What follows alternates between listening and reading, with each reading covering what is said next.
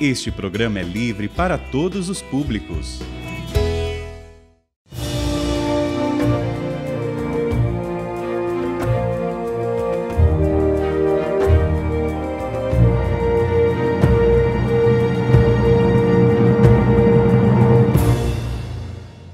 Olá, irmãos. Então estamos aqui mais uma vez para prosseguir em nosso estudo da história da Igreja. Nós passamos agora um longo tempo falando sobre cismas e sobre o Concílio de Trento. Aliás, como devem ter percebido, eu faço assim um julgamento muito positivo do Concílio de Trento.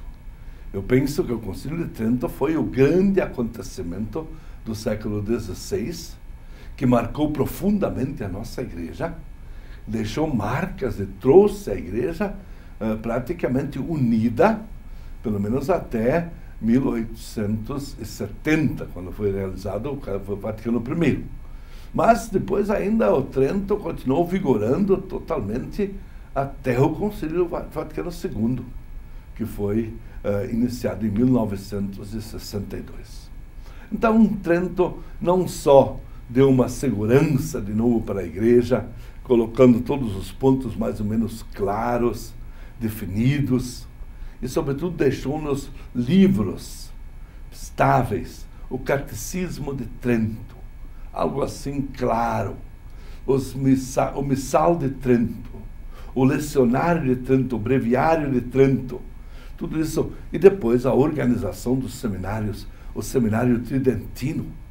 Além de tudo, tínhamos ainda em Milão o novo arcebispo, nada mais, nada menos do que Carlos Borromeu. E Carlos Borromeu, durante mais de 20 anos, foi exatamente aquele bispo que a Igreja tinha pleiteado em Trento. Ele foi aquele bispo que a Igreja queria a partir de Trento.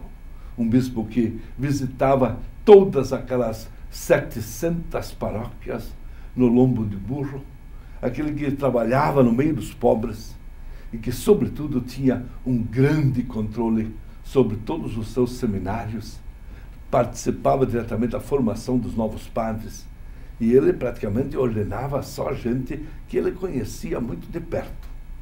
Então, deixamos agora essa Itália um pouco de lado, deixamos Milão de lado, e vamos para um outro centro da Igreja Católica, que era, então, a França. A França, que vinha sendo, desde o século V, VI, a filha primogênita da Igreja. Sabe por quê? Porque quando veio a invasão dos povos germânicos, e eles foram tomando conta do Império Romano, do antigo Império Romano, na França, lá ela foi invadida pelos povos merovingios. E esses povos merovingios, juntamente depois com os francos, eles se tornaram católicos muito cedo, graças a São Remígio. São Remígio, que era o bispo de Reims, que foi aquele que batizou Clovis, o grande rei merovingio. E a partir do batismo de Clovis, todo aquele povo foi aderindo à Igreja. E toda a França foi se tornando católica. E foram, assim, o primeiro país, como país independente, que se tornou católico. O rei era sempre chamado de rei cristianíssimo, especialmente a partir de Luís IX, que foi até beatificado, depois canonizado, São Luís IX. Então, o rei cristianíssimo foi exatamente o rei cristianíssimo da França, o primeiro a aprovar Trento e colocar Trento dentro das normas do reino da França. A França assimilando todas as determinações de Trento. E aquilo que era lei em Trento passa a ser agora lei na França do rei cristianíssimo, chamado cristianíssimo. Não que ele fosse assim tão cristão. Acontece que todos os reis tinham naquele tempo um nome, um cognome, Por exemplo, os reis católicos são da Espanha. O rei muito católico é o de Portugal. Mas o cristianíssimo era sempre o rei da França. Pois no século XVII, nós vamos ter praticamente o centro da gravitação da igreja, das preocupações da igreja, está na França. E a França tem, neste período, longos reinados. Nós vamos ter primeiro o longo reinado de Luís XIII. Luís XIII, que assumiu em 1610 e ficou rei da França até 1643, ocasião da sua morte. E ele tinha ao seu lado o cardeal Richelieu. Richelieu, que era o primeiro-ministro. Portanto, um cardeal da igreja, primeiro-ministro do rei cristianíssimo, trabalhando assim ao lado de Luís XIII. E em 1643, já assume, embora fosse ainda de menor idade, Luís XIV. Luís XIV, que vai ser rei da França de 1643 até 1715. Me parece que são 72 anos que ele ficou com a coroa francesa. Ele tinha inicialmente ao seu lado o cardeal Mazarino como primeiro-ministro. Era, portanto, continuador do falecido pai, Luís XIII, que tinha Richelieu, cardeal, e agora então ele tem também um cardeal Mazarino como seu primeiro-ministro.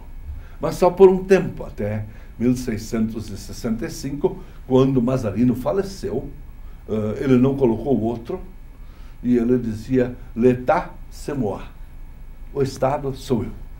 E dali para frente, ele é o Estado, ele é o rei, ele é o governo, ele dirige, ele coordena não só o reino da França, mas também com fortes interferências na igreja, especialmente na igreja da França. Mas ele queria também interferir, inclusive, na igreja de Roma. Então, vamos ter aos poucos, gradativamente, aparecendo o galicanismo. O que é o galicanismo? Galicanismo é aquele desejo de a França poder determinar todas as suas leis, mesmo no campo eclesiástico. Ter uma certa independência de Roma. E isso aconteceu precisamente porque, em 1571, o Papa São Pio V excomungou a Rainha Elizabeth I da Inglaterra. E isto era um precedente. Um Papa com poder de excomungar uma rainha. Que, por sinal, na Inglaterra, como era um país em cisma, separado de Roma, não aconteceu nada de especial. Mas se isto viesse a acontecer na França, onde o rei é chamado cristianíssimo, isso seria um escândalo. Um rei excomungado seria demitido, perderia a coroa.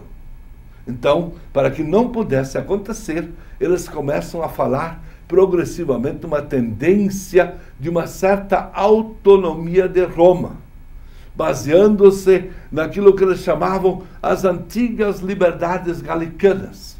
As antigas liberdades galicanas vigoravam no tempo da Gália, quando então naquele tempo, evidentemente, um Papa não podia interferir no governo da França. Não podia, portanto, demitir um rei. Então isso eles querem aos poucos que se torne lei também na França. A Igreja da França vive nesse século XVII, sob Luís XIII e Luís XIV, dentro de um regime em que a Igreja é isenta de todos os tipos de impostos.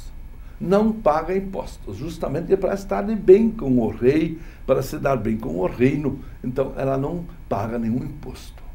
Mas, espontaneamente, a Assembleia do Clero, que se reunia na França de 5 em 5 anos, e ela fazia